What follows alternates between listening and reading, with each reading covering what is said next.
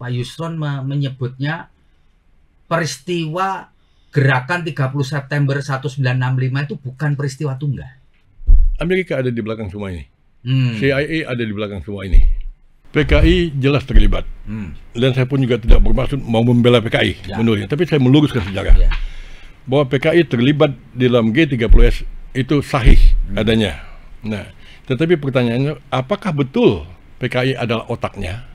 G30S itu satu paket dengan pembunuhan Kennedy. Pertarungan antara Kennedy dengan lawan-lawan politiknya itu, yang di Amerika itu, pentasnya itu Jakarta. Sengaja saya tulis dalam wujud novel supaya orang enak membacanya. Kalau buku yang serius, nanti orang serius juga yang bacanya. Buku serius hanya orang serius ya, betul, yang menikmati. Betul. Ini. Nah, ini penuh dengan metafora, dengan filosofis. Kalau ini indah.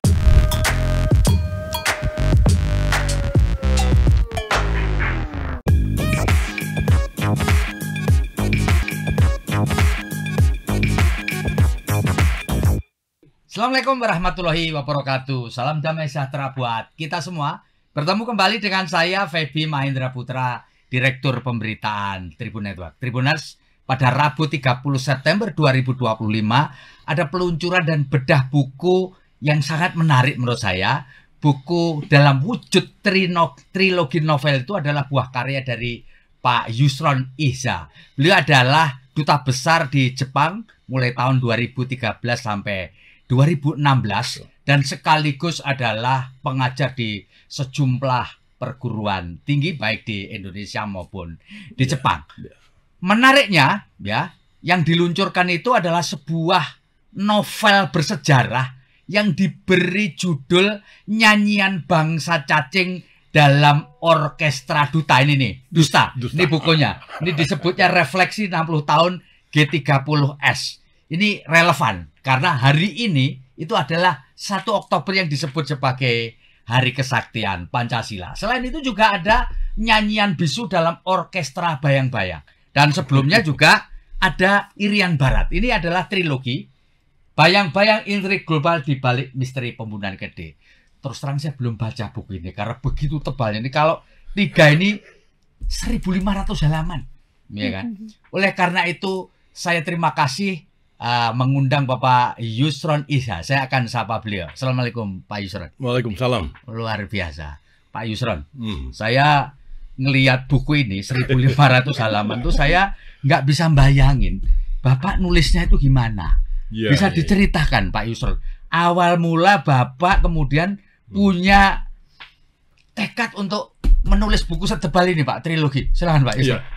Jadi semula memang latar belakang saya penulis, pernah 10 tahun menjadi wartawan Kompas ya? di Tokyo, Jepang. Di Tokyo.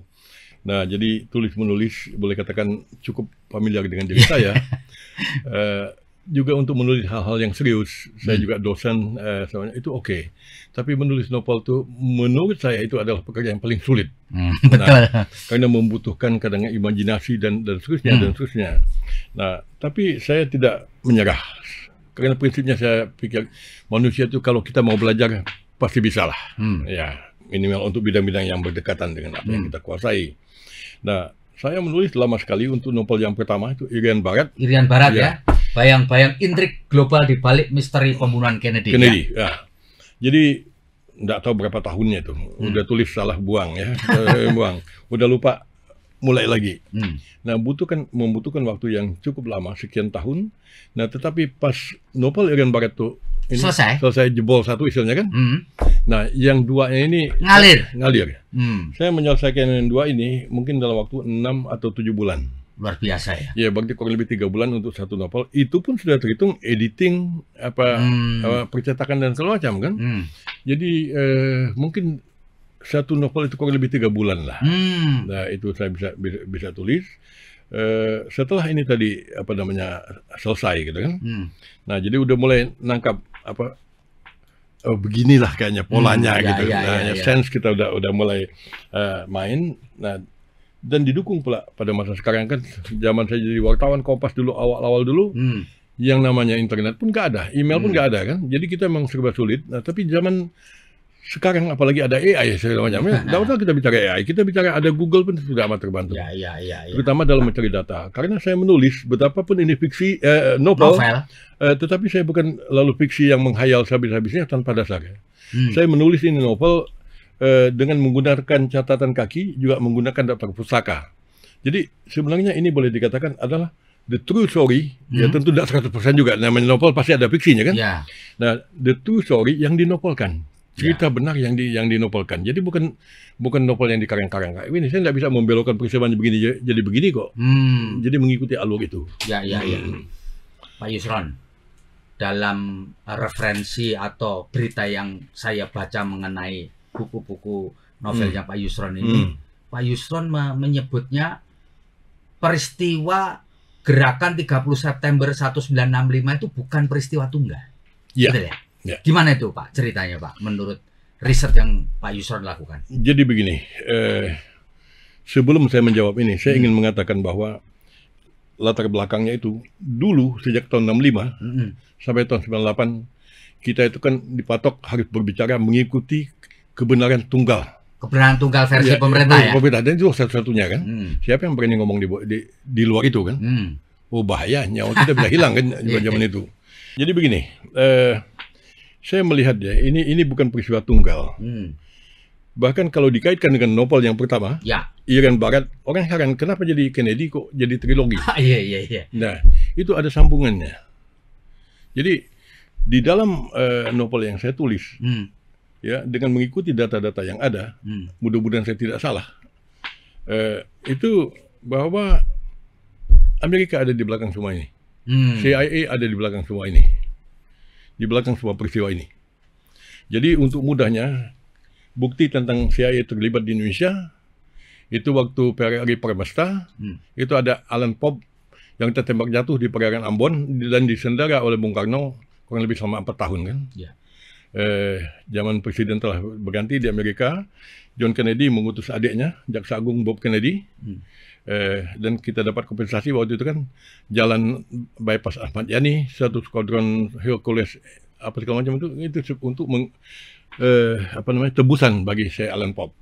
Nah, yang ingin saya katakan dengan menyebut Alan Pope itu bukti yang jelas bahwa Amerika itu terlibat. Nah, jadi keterlibatan Amerika di dalam kancah politik Indonesia sudah sejak lama. Kita tahu ini negara kita negara besar yang punya potensi, punya apa semacam, baik geografisnya, sumber alam dan seterusnya. Nah, jadi Amerika terutama dalam konteks perang dingin itu tidak ingin Indonesia itu masuk ke kepulauan. Nah, ini ada kekhawatiran bahwa kita luar biasa pada masa lalu. Saya bukan orang PDI, saya orang Masyumi dulunya, tetapi kita sebagai bangsa tetap mencintai. Oh, ini yang baik-baik. Bung Karno, ya saya amat cinta dengan Bung Karno. Ya. Nah, jadi saya melihat ini Bung Karno memang luar biasa. Dan ini mencemaskan Amerika. Kita lihat ini latar belakangnya. Tahun 55 itu konferensi Asia Afrika. Setahun kemudian 59 deh, sorry saya ralat tahun 59. Kemudian setahun 2 tahun kemudian diikuti oleh gerakan non-blok di Beograd. Ya. Nah, lalu sejak itu macam-macam yang dilakukan oleh Bung Karno itu, kita bahkan membentuk CONEPO sebagai tandingan bagi PBB, Conference of New Emerging Forces. Itu gedung DPR itu kan itu kantor PBB tandingan PBB Asia Afrika yang dibuat oleh Bung Karno. Ribut masalah olahraga, Bung Karno bikin GANEPO. Nah, jadi ini luar biasa, ini membahayakan. Nah, membentuk non-blok, lalu arahnya, nah Amerika prinsipnya itu pada masa itu siapa yang tidak masuk ke dalam, itu berarti musuh saya. Jadi non-blok itu sesuatu yang tidak diakui lah. Nah, bagaimana cara menjatuhkan Soekarno? Nah, ujung-ujungnya G30S kan? Banyak sekali hal-hal yang dilakukan oleh Amerika dalam mereka menjatuhkan Bung Karno itu. Ya, sejak peristiwa Cikini, lemparin granat, alhamdulillah Bung Karno selamat. Ngirim cewek agen Pit Patrice atau siapa itu menyamar sebagai wartawan dan oke, kalau menjadi kekasih gelap Soekarno kan untuk ngorek ini dan merubah jalan pikir Soekarno. Ya Soekarno orang hebat lah. Nah, itu cewek ya Mungkin Bung Karno banyak dapat dari Joko Widodo, tapi dia tidak mendapatkan apapun. Bung Karno tidak membongkar rahasia negara. Apalagi yang dilakukan oleh Amerika? Bikin film, semacam video lah kalau bahasa sekarang. Ya, bikin film porno palsu yang melukiskan Soekarno itu ya adegan tempat tidur lah dengan pramugari Rusia katanya kan. Dilakukan oleh Amerika sampai ke sana tetap gagal. Terakhir ya tentu tujuan jadi kan menjelekkan nama Soekarno, membunuh Soekarno dan seterusnya. Jalan terakhir yang ditempuh oleh Amerika untuk katakanlah menjatuhkan Bung Karno atau menciut ke Indonesia ini adalah keterlibatan Amerika dan PRRI dan Permesta. Itu tahun 58. Jadi keterlibatan Amerika di sana itu luar biasa. Kapal induk pun juga saya tulis sebagai dalam lapor ini ada catatan kakinya ini dan pangkalan militer Amerika di Vietnam, bukan di Vietnam, di Filipina, di Subic dan Subic Bay dan Clark itu kan. Bahkan yang Taiwan pun juga, pangkalan di Taiwan, bahkan juga yang dari Okinawa pun juga masuk ke sini. Itu ada datanya. Saya pasang catatan kaki. Nah, apa tujuannya? Harapannya itu dengan berdompleng di PRRI dan Permesta itu Indonesia bisa terbelah jadi 3 kan? Kalau terbelah jadi 3 kan Indonesia semakin rapuh, semakin lemah kan? Ya. Tapi yang terjadi apa? PRRI dan Permesta kalah. PRRI dan Permesta kalah. Amerika pun saya lukisan sini jelas itu hampir ketangkap kan? Tangan bahwa Amerika terlibat, tapi mereka berusaha menutupinya. Tapi saya buka dalam lapor ini. Nah, sejak kegagalan di PRRI dan Permesta, Amerika boleh dikatakan mengambil kesimpulan bahwa Indonesia itu tidak bisa dipecahkan, diruntuhkan dari luar. Maka kita harus meruntuhkan Indonesia dari dalam. Masuklah CIA, Guy Poker, agennya itu dari Rand Corporation itu mulai ini kan bantuan kerjasama militer dan semacam masuk ke Sisquad dan mencoba merasuki alam pikiran kita. Jadi mulai melakukan perusakan Indonesia itu dari dalam. Banyak perusakan-perusakan yang dilakukan itu. Salah satu yang mengerikan itu, saya nggak mengerti bagaimana dulu petinggi-petinggi kita kok nggak ngeh ya atau tidak mengatakan no gitu kan. Paling tidak itu ada doktrin di Sisquad itu doktrin Tri Ubaya Sakti. Ya bisa saja dikatakan Sisquad, tapi CIA di belakang itu jelas terlibat kok. Itu kerjasama dengan Rand Corporation. Yang paling menyolok lah, salah satu contoh. Dalam doktrin itu dikatakan potensi musuh utama itu ada di dalam negeri, bukan di luar. Dengan satu saja itu, walaupun banyak nasihat-nasihat dari saya ini, itu sudah cukup membuat negeri ini ambruk sebenarnya. Apa saja implikasinya? Kalau dikatakan musuh itu berada di dalam, ya secara logika, walaupun belum tentu kenyataan begitu, bahkan kan tentara itu mengarahkan bedil itu ke kepala kita kan, tapi diikuti. Itu salah satunya. Lalu postur pertahanan kita setelah zaman Pak Harto itu berubah. Ya, angkatan udara dan laut itu melemah dan penguatan itu berada di angkatan darat. Itu nasihat siapa? Lihatlah implikasinya. Saya mantan wakil ketua Komisi 1 bidang pertahanan, sedikit mengerti tentang pertahanan. Itu kalau diplomasi kita, diplomasi yang kuat itu harus didukung oleh kekuatan senjata. Itu jelas. Jadi kalau heho-heho nggak punya duit, nggak punya senjata, udahlah capek menlunya ngomongnya, jelas dibutuhkan kekuatan senjata untuk trigger loh, untuk nakutin orang. Nah, tetapi dulu pada zaman Bung Karno, itu kita tercatat sebagai negara dengan pertahanan terkuat di belahan bumi selatan. Kita luar biasa, makanya Amerika juga takut kan, dari Soviet apa senjatanya. Nah, ini dengan dirubah menjadi angkatan darat, itu pertahanan kita dari ofensif ke dalam defensif kan? Bagaimana mau nyerang negara sana kalau angkatan darat yang nyerang? Kan harus angkatan laut dan udara ya, bahwa belakang angkatan darat ngikut ya silakan. Dari situ juga sudah terlihat implikasi dari doktrin Tri Ubaya Sakti yang sebenarnya pemikiran saya itu masuk. Si Guy Poker yang anunya. Rand Corporation nama organisasinya di Santa Monica. Nah, dengan begitu, diplomasi kita mulai ompong, mulai mandul. Jadi mana tadi yang Bung Karno begitu hebatnya tadi kan? Oh, beliau pidato di PBB to make world new dan semacam kan. Berdikari bikin Jakarta, Peking, Pyongyang lumpuh kan. Zaman Pak Harto itu lumpuh diplomasi kita kan. Karena tidak ditopang lagi oleh kekuatan senjata. Di samping juga memang tokohnya sudah berganti. Itu implikasinya. Tadi saya bilang tentara itu diajarin memusuhi rakyat secara logika ya. Dengan kalau nggak ada potensi musuh itu berada di dalam. Kalau dulu musuh ada di luar, kata Bung Karno kan? Itu Nekolim katanya kan? Nah, jadi banyak sekali implikasi yang terjadi.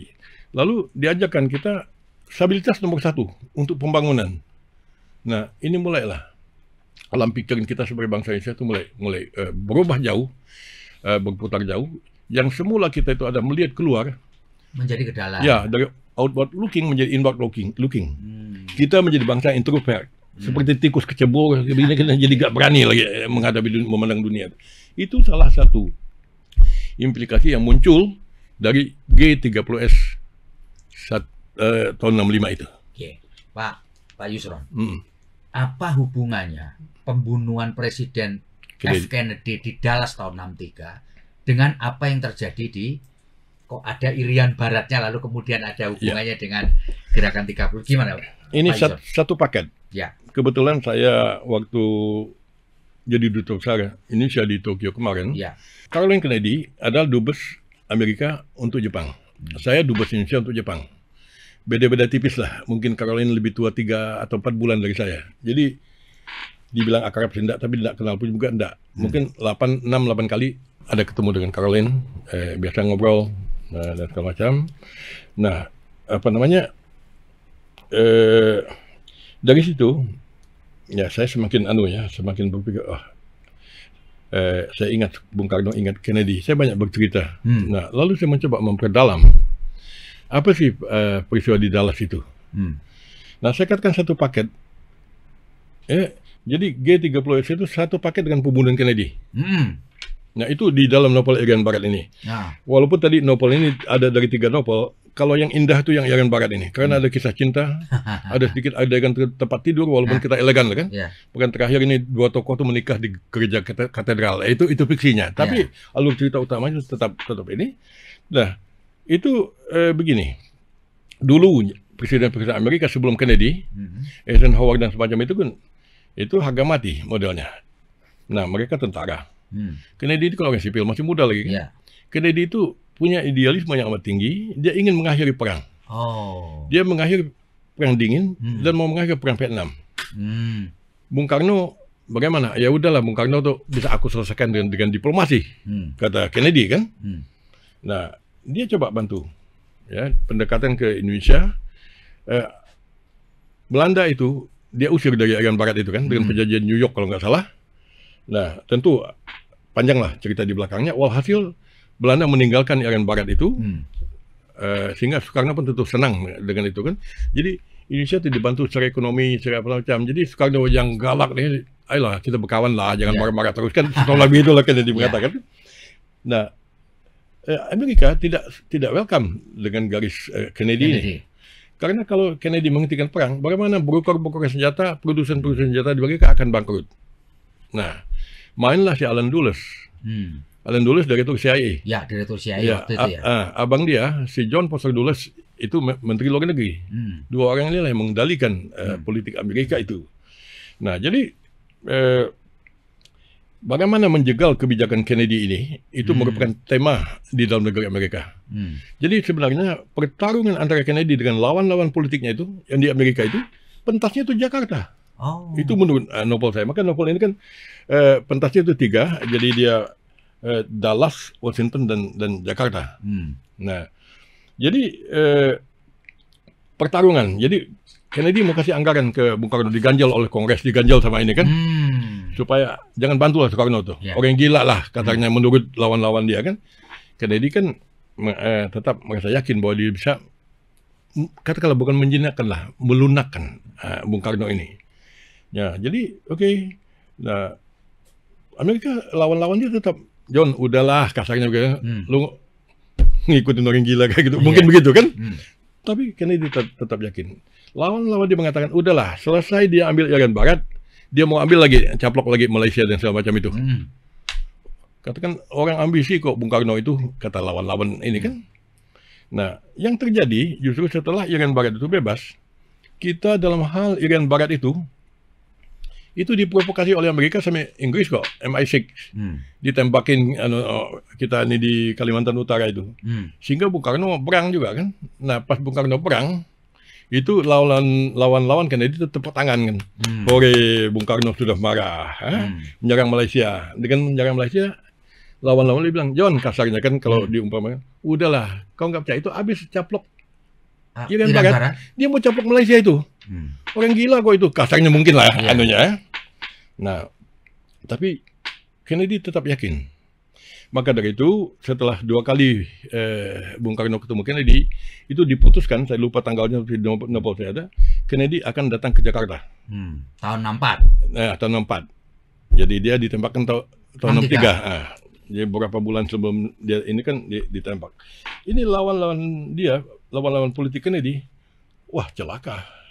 Kalau Kennedy ketemu Bung Karno, dia akan berjabat tangan. Nah, dan sudah ada rencana pada saat Bung Karno ketemu dengan Kennedy, atau Kennedy bertemu dengan Bung Karno, akan ada entah apa namanya, tapi boleh katakan deklarasi bersama, atau pernyataan Soekarno atau apa, bahwa Bung Karno itu akan mengakhiri konfrontasi dengan Malaysia. Nah, tentu itu tidak gratis, dikasih bantuan ekonomi kita semacam kan. Nah, jadi itu bahaya bagi lawan-lawan Kennedy. Dia harus dicegah supaya tidak bertemu Bung Karno. Ketemu Bung Karno. Ini sudah sekakmat. Kalau ketemu Bung Karno dapat katakanlah dilunakkan. Ya. Udah kita rangkul-rangkulan baik-baik. Kennedy mengatakan, gua menang kan. Dia bisa terpilih jadi presiden Amerika yang keduanya kan. Waktu itu kan mau menjelang kampanye sekitar setahun lagi atau apa. Nah, itu dicegah mati-matian. Yang nggak ada caranya apa? Sudah sekakmat si Allen Dulles, nggak ada cara lain. Dor aja, didor Kennedy itu di Dallas. Nah, tadi saya katakan satu paket dengan Bung Karno. Jadi ya Kennedy-nya sudah ini, tapi Indonesia kan belum runtuh kan? Ya. Nah, ditambah lagi itu masalah emas di Papua. Oh, tambang Freeport itu. Freeport. Gimana itu Pak Yusron hubungannya dengan tambang emas itu? Ya, jadi ini kan ya kita bicara politik, saya juga mantan politisi kok. Ya ujung-ujungnya orang tetap berpikir duit juga gitu kan. Walaupun ya masalah untuk kepentingan pribadi apa tidak itu urusan lain ya. Nah, jadi ini segala apa namanya Rockefeller yang di belakangnya itu. Dananya semua ini kan kegiatan-kegiatan, termasuk kegiatan di Squad sama macam dibiayai sama Ford Foundation, Rockefeller Foundation dan seterusnya. Dan mereka mengambil emas di Papua, itu cadangan emas terbesar di dunia kan. Nah, Kennedy kan tadi mau ngasihkan ini Papua ke Indonesia kan, dan itu terjadi pada lawan-lawan Kennedy tidak welcome kan. Kalau Papuanya merdeka itu ya juga sulit juga. Nah, tapi walhasil dikasihkanlah ke Indonesia, ke Bung Karno. Nah, tapi tinggal masalahnya itu adalah bagaimana menjadikan Bung Karno ini kan. Nah, jadi melalui Squad ya, saya melihat ya itu tadi bukan hanya ajaran-ajaran. Kalau kita lihat karya Soeharto, karya politik Pak Harto ya. Ya, oke, dari Jawa Tengah barangkali. Pak Harto itu kan menurut sejarah, ini bukan saya ngomong, itu kan pernah bermasalah. Disebut-sebut Pak Harto melakukan penyelewengan keuangan. Pada waktu jadi Kodam di Diponegoro. Iya, di Diponegoro. Jadi menurut sejarahnya, bukan saya punya bicara, tapi saya ngutip. Itu Bung Karno, Pak Harto itu kan udah, kabarnya pernah ditempeleng oleh Ahmad Yani kok, menurut buku kan. Jenderal Nasution juga mau pecat si Pak Harto. Tapi waktu itu Jenderal Gatot Subroto melundakkan hati dua orang. Udahlah, Pak Harto ini masih muda, nggak usah dipecat dari TNI lah. Sekolah kalah ke Squad. Nah, saya harus cut di sini. Mengapa Gatot Subroto membantu itu ada cerita tersendiri, tapi saya nggak bongkar di sini. Di Squad itulah Pak Harto itu dipersiapkan oleh CIA dan sebagainya ini. Nah, pas dia selesai, diposisikanlah dia di Coast Guard. Coast Guard itu kan lembaga baru juga. Jadi setelah Amerika itu tadi kalah dalam ini di Peri Permesta, dia kan melakukan reorganisasi TNI, sistem jadi TNI kita posturnya struktur itu dibuat oleh CIA. Seskuad diperkuat. Taruh Pak Harto di Seskuad kan.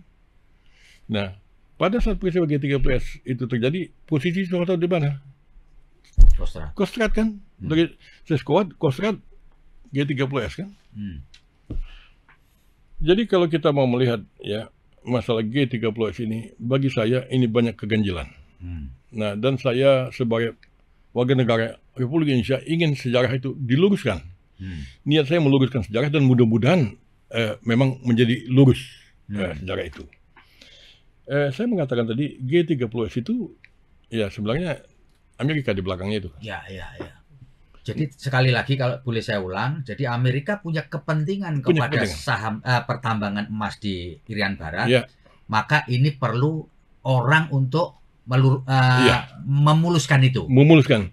Di samping juga tadi menjatuhkan Bung Karno yang membahayakan ini kan, yang jadi dianggap punya ambisi internasional yang luar biasa kan.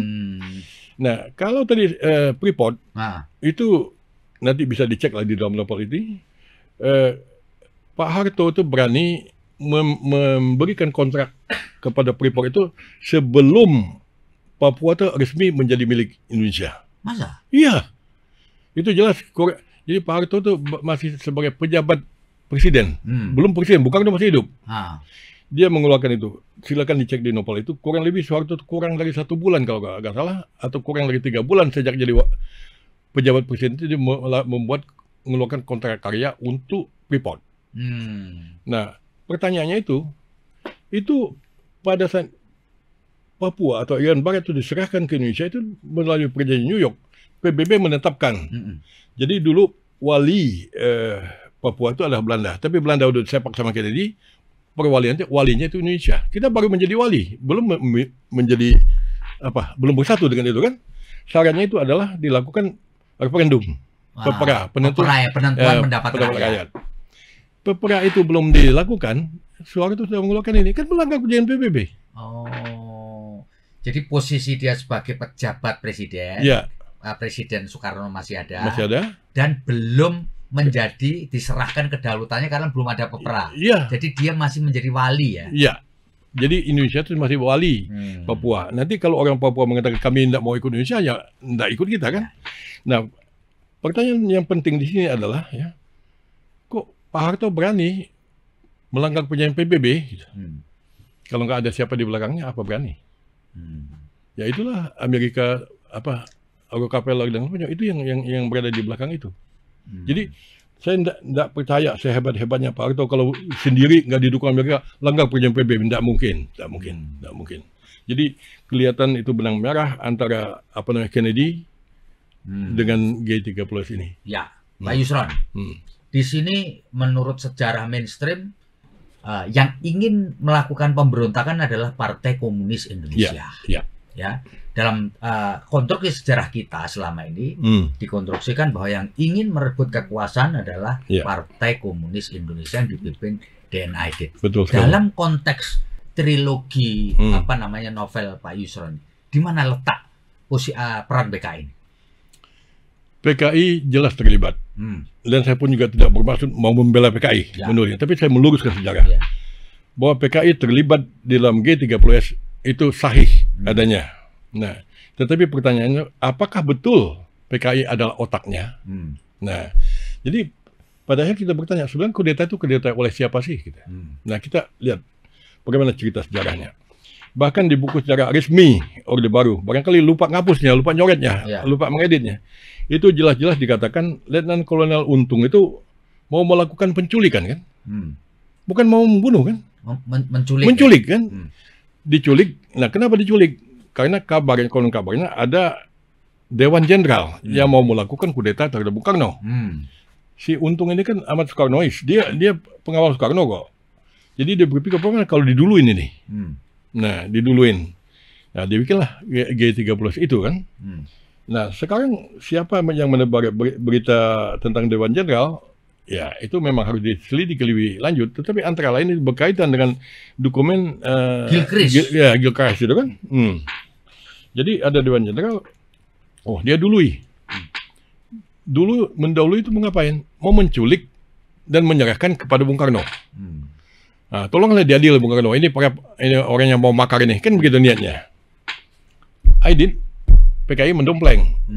Permusuhan antara Angkatan Darat dengan PKI ini sejak lama. Peristiwa Madiun segala macam kan dituduh-tuduhkan PKI kan. Ya. Walaupun Pak Prabowo sendiri beberapa bulannya lalu dalam sidang kabinet mengatakan bukan PKI, tetapi Belanda katanya. Walaupun menurut saya bukan. Itu pertarungan antara tentara Siliwangi masuk ke sana untuk mengamankan Republik Indonesia waktu ibu kota pindah ke Jogja setelah Renville. Itu kekecewaan antara tentara Jawa Tengah dengan pasukan Siliwangi, plus lagi restrukturisasi militer di bawah kabinet Hatta. Banyak barisan sakit hati. Nah, tapi PKI-nya ada di situ, ada Muso kalau kata, ada Alimin. Tapi yang diceritakan Nasution kan itunya doang kan. Ibarat ini di meja kita banyak ini kok berceritanya tentang ini doang kan, ini banyak yang lain. Ini tidak di close up. Jadi permusuhan itu sudah sejak lama. Nah, ini saling mau menghabisi dari awal. PKI ngelihat ini untung ada begini, dia dompleng. Kalau ditangkap Dewan Jenderal nih, PKI juga ikut menangkapnya situ. Dapat nama harum kan, PKI. Dan Angkatan Darat akan habis kan. Ini para jenderal yang ditangkap sini. Terbukti. Nah, dibuatlah kudeta ini. Muncullah si Untung ini. Nah, sebenarnya Untung itu bukan orang yang nggak kenal dengan Bung Karno. Dulu di Mandala ya, Irian Barat. Kebebasan Irian Barat, Irian Barat. Operasi Mandala. Ya, hebat sekali bertempur dia Untung itu. Walaupun mungkin secara untuk pemikiran sebagai politisi administrator mungkin dia nggak jago. Tapi kalau perang itu jago. Dia dapat bintang sakti. Pak Harto juga nggak punya. Oke, Untung mau bikin ini, menangkap ini. PKI dompleng kan. Tapi pertanyaan itu, mengapa cerita menculik yang masih diakui di dalam persis sejarah resmi Orde Baru kok jadi berubah menjadi pembunuhan dan jadi kudeta itu? Itu meloncat kok ceritanya itu. Itu kan akrobat sejarah, akrobatik dan akrobatik sejarah. Nah, intinya itu, sejauh yang saya baca untuk menulis novel ini, kunci itu adalah Sam Kamaruzaman. Sam Kamaruzaman itu dikatakan agen 3 kaki. Ya, dia resminya itu ketua Biro Khusus PKI. Itu badan yang amat rahasia dan hanya Aidit dan beberapa yang tahu kan. PKI secara organisasi itu tidak tahu banyak. Dia bahkan menurut yang saya baca ini si Sam itu juga pernah menjadi intel itu entah jenderal atau apa waktu atau belum, itu Suwarto, bukan Soeharto, kepala Seskoat. Yang Suwarto, yang melahirkan doktrin Triubaya Sakti kan Soeharto itu zaman dia Jadi dia agen pernah jadi intel Soeharto, jadi juga intel Soeharto waktu di Soeharto di Kostrad. Nah, Sam dengan Pak Harto itu sudah kenal lama. Sam menurut yang saya baca tentara kok Sam. Kalau nggak salah Letu. Jadi waktu peristiwa serangan umum 1 Maret kan, Sam tuh ada di situ pasukan Soeharto. Nah, itu semua ada tercatat. Begitu juga Untung kan, saya kenal dekat. Jadi orang-orang yang melakukan aksi kudeta itu bukan siapa-siapa, sahabat Soeharto sejak lama kok. Nah, Sam dikatakan sebagai agen kaki 3, termasuk juga mungkin agen CIA. Sam memainkan kunci kan. Oke, Aidit kan sebagai bos ceritanya nggak turun langsung terlalu banyak ke lapangan. Oke, bikin penculikan. Oke, culik. Nah, Sam Kamaruzaman itu main. Waktu di Lubang Buaya, itu perintah itu berubah. Sebelumnya itu tangkap jenderal hidup-hidup. Hidup-hidup, pokoknya harus hidup ya. Harus hidup. Di Lubang Buaya, ada catatan kaki dan saya tulis novel saya. Si Dul Arif, Komandan Pasopati kalau nggak salah, Komandan penculikan, menanya dengan Sam Kamaruzaman, kalau para jenderal membangkang, bagaimana? Bawa jenderal hidup atau mati. Oh, ditambah mati. Atau mati, di situlah. Ya didornya beberapa yang masih hidup kan didor juga sana kan. Untung jadi pusing lah. Kita kan mau nangkap, mau menculik. Kan rencana mau diserahkan ke Bung Karno tadi kan. Nah di situ mulai blundernya. Ada bukti bahwa mereka itu betul-betul mau menculik. Setelah gagal itu, Brigjen Suparjo, organisasi G30 itu agak aneh. Brigjen jadi bawahan dan kolonel kan ya. Tapi oke lah itu betul tersendiri. Brigjen Suparjo diutus menemui Bung Karno di Halim. Mau melapor minta restu kan. Bung Karno tidak berani lah kalau masih hidup mungkin dari 1000. Bung Karno ini udah tewas kok. Nah, jadi ada bukti dengan Brigjen Suparjo mau melempar ke Bung Karno, jelas tujuan mereka itu memang hanya untuk menculik. Nah, tapi kok jadi ceritanya kudeta. Nah, beberapa hari kemudian kan nama PKI itu semakin didompleng kan oleh ini, dan memang saya menduga kuat, tapi ini sifatnya dugaan. Semuanya memang telah dirancang. Maaf saya menyebut orang yang saya kenal semasa hidupnya, itu Pak Yoga Sugama. Bulan Januari kan dipanggil pulang oleh Pak Harto dari posnya sebagai atase pertahanan di Yugoslavia. Nah, bulan Septembernya kejadian ini kan. Nah, aneh, saya membaca di buku Jenderal Yoga Sugama. Itu waktu pengumuman Letnan Kolonel Untung pada pagi hari, jam 7:10 atau berapa, Yoga di dalam buku memorinya kata, itu mesti perbuatan PKI, bukan pasti, mesti perbuatan PKI. Gimana lu tahu? Jangan-jangan memang dia yang rancangnya kok. Dan itu amat mirip dengan kasus kebakaran Reichstag parlemen Inggris zaman Hitler. Itu hampir di copy habis menurut, ada kemiripan yang luar biasa. Bahkan istilah PKI pun, G30S pun, itu seolah-olah setelah dirancang sebelumnya. Dan Bung Karno juga ngotot, gestok, karena 1 Oktober. Ini kan tetap mengatakan, enggak, Gestapo. Gestapo apa? Gestapo kok. Tentara Hitler yang kejam itu. Jadi ingin memberikan citra buruk. Saya pikir apa enggak dirancang dari awal? Atau saya terlalu menduga-duga? Nah, jadi itulah yang terjadi. Tadi PKI didomplengkan di situ kan. Nah, langsung dilakukan pengejaran kan, pengejaran dan semacam. Dan anehnya PKI itu pada saat itu kan masih partai yang sah. Aidit Menteri Menko kok. Mereka punya ini. Lalu bagaimana? Coba bayangkan sekarang nih. Tiba-tiba sebuah partai ditangkap oleh tentara, dihabisi anggota-anggotanya. Aneh nggak gitu kan? Itu partai yang sah kok. Bahwa setelah itu Pak Harto mengatakan, tidak sah itu cerita lain. Masih ditangkap tuh masih sah kok. Nah, jadi saya melihat ini sebuah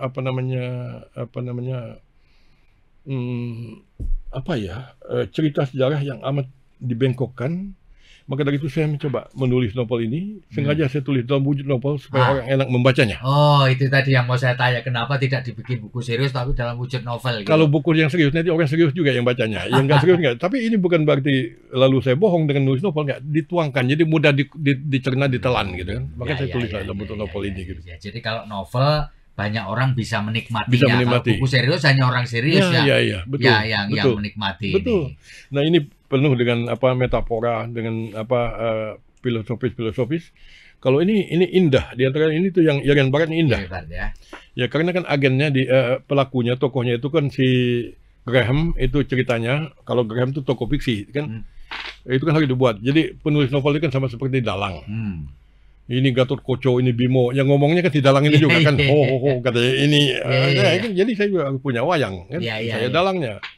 Nah, si Graham ini adalah dikatakan agen CIA yang insaf, yang berhenti, yang kecewa dan tidak percaya terhadap ini. Aneh pembunuhan Kennedy ini kan. Dia tidak percaya dengan laporan Komisi Warren, dia mau menyelidiki. Kebetulan ketemu dengan wartawan investigatif, dikatakan dari Dallas Tribune. Nah, ketemu juga mau berdua lah mereka ini melakukan investigasi sampai ke Jakarta ini dan semacam kan. Saya lukiskan nginap di hotel Indus yang di sini, yang jadi Duta Marilyn kan. Panggungnya kan tahun 64 65 itu kan. Kalau aku bilang nginap di hotel mana kan belum ada hotel di jadi disesuaikan lah. Tokonya memang fiksi tapi ceritanya itu enggak bohong gitu kan.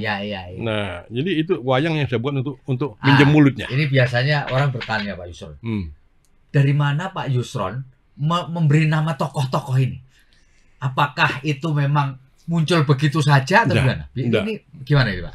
Jadi memang saya mencari di Google kemungkinan nama ini kan, nama laki-laki yang kiranya gagah dan semacam kan.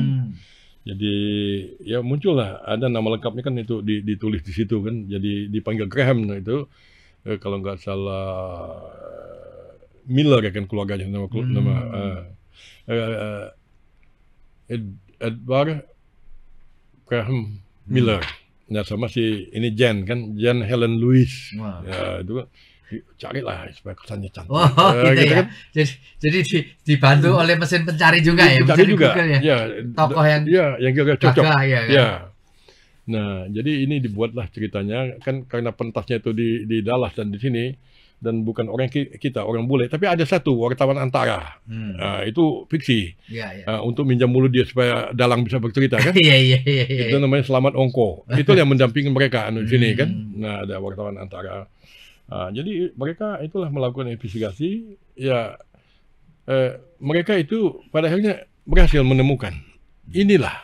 Nah, maka di dalam prolog ini dikarang, saya di awal di prolog ini dikatakan saya itu tidak pernah ke Amerika, tapi berangkat ke sana dan aneh pergi pun ke Dallas.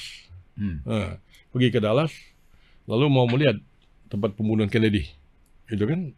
Tapi pas naik itu rasanya mau muntah, saya mual kan, keluarlah berjalan masuk ke toko buku. Nah pas masuk ke toko buku ada kakek-kakek tua penjaga toko buku itu banyak tanya tentang saya dan segala macam gitu kan. Apakah orang Indonesia atau apa, seperti menyelidik. Saya udah mulai gak suka. Lu mau jualnya sih jualan, jangan nanyain siapa saya, kerja di mana, apa semacam kan. Saya agak, ini juga mulai agak sinis juga. Tapi beberapa ciri yang dia sebutkan, apakah Anda pernah bersekolah di Jepang dan pernah memegang posisi yang cukup tinggi di Jepang itu, misalnya kan, itu dianukan itu, semua ciri-ciri yang disebutkan itu cocok ceritanya kan. Tiba-tiba kakek itu terakhir dia mengatakan, apakah pernah ketemu atau bekerja sama atau bersama-sama dalam satu pekerjaan dengan Putri Kennedy yang namanya Caroline, yang kebetulan tadi waktu dia dubes kan, saya dubes juga dengan Kennedy. Jadi ceritanya itu sih karangan saya untuk men-trigger ceritanya kan. Apa yang dikatakan oleh kakek-kakek itu kok tepat sekali. Dia bilang, mau jualan lu kayak gini ya gitu. Terus dia ngeluarin HP-nya kan, katanya bukan ini saudara gitu. Jadi gambar saya dari internet itu dikeluarkan. Kalau gitu inilah orang yang ditunggu-tunggu. Si Graham dengan Jan itu melakukan penyidikan terhadap Kennedy, tetapi tidak mungkin diumumkan pada saat itu dan menitip di toko buku kami ini. Dengan pesan nanti suatu hari akan ada orang Indonesia yang akan menjemput ini. Itu dikarang gitu kan? Iya, plot twistnya gitu. Iya. Nah jadi itu masih manuskrip kan, aku baca lah cerita, aku pelajari, dan dari situlah cerita ini bermula kan. Gitu cantik lah kita buat. Jadi unsur fiksinya tetap ada, tapi untuk membuat dia indah dan mudah ditelan. Tapi kalau ceritanya bagaimana Kennedy dengan Bung Karno apa satu paket itu saya cerita benar. Pak Yusron, apa benar karena apa ya keinginan tahuan Bapak soal sejarah, akhirnya Bapak kemudian kuliah juga di sejarah nih? Benar nggak? Iya, jadi sebenarnya ketertarikan saya terhadap sejarah itu sebenarnya memang sudah lama. Saya berangkat sekolah ke Jepang itu tahun 90. 90 ya, ngambil? Setelah selesai S1, S2 di sini, saya kuliah di UI dulu kan. Ya. Mau ambil sejarah. Tapi pas datang ke Jepang sana, pembimbingnya itu nggak ada. Lalu dikatakan, udahlah, lu membongkarin dokumen-dokumen, kena debu, kena apa, kata pindah aja lah. Ambil ekonomi. Nah, saya kan orang HI. Dulu saya dibesarkan, dididik oleh Pak Durjatun Kuncoro Jakti. Saya itu satu angkatan dengan almarhum Faisal Basri. Nah, lalu juga di FISIP saya dibimbing oleh Pak Yono. Ini kan ahli hubungan internasional dan ahli ekonomi. Maka waktu di Jepang itu saya ambil politik ekonomi internasional. Nah, saya menyanggah model pembangunan ekonomi ala Jepang itu. Itulah disertasi saya. Nah, jadi udah kita ya bermula itu segalanya itu dari sana, dari Jepang sana. Tapi saya udah terbelok tadi jurusan kan. Nah sekarang sudah relatif usia juga, sudah agak tenang, tidak sesibuk dulu. Akhirnya kuliah di ngambil sejarah. Ya di Pasca Sarjana UI, saya mahasiswa saat ini. Jadi sekarang statusnya Pak Yusron adalah mahasiswa S2 untuk sejarah. Untuk sejarah. Saya ingin mendalami sejarah, metodologi sejarah. Saya dulu dosen metodologi penelitian ilmu sosial, ngerti, tapi metodologi sejarah kan saya nggak begitu nyambung. Maka belajarlah sejarah, yang dengan itu mudah-mudahan saya bisa menulis novel secara lebih baik lagi ke depan nanti.